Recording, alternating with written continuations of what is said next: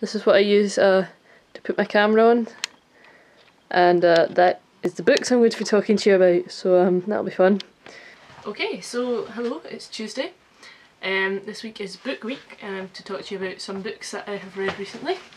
So the first of which was Fault in Our Stars by John Green, with my signed copy. Yep. I assume pretty much everyone's going to talk about this, so I'll just briefly recommend it to you because I'm pretty sure everyone knows what it is. If you're not a fan of sad books, this is maybe not the best book for you, but it is brilliantly written and it is a very good story despite being a sad book, so I would suggest you give it a try anyway. But it's not all sad, it's hilarious and happy and funny and places where it needs to be, and it's very well written. So I highly suggest that to you. More recently I had a reread of The Wheel of Time. Yep.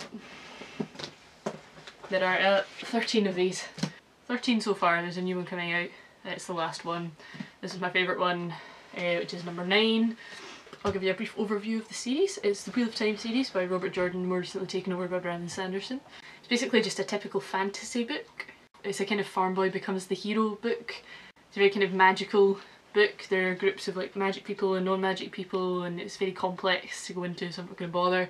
But basically it's just an epic story which kind of follows 3 guys mainly, but then branches out and you've got so many characters. It's not a book for people who don't want to take on an epic read, because it really is amazing, but it will take a lot of time, and there is just so many like plot twists and like little characters that come back later, and it's just very good. It's like Lord of the Rings but longer and better in my opinion.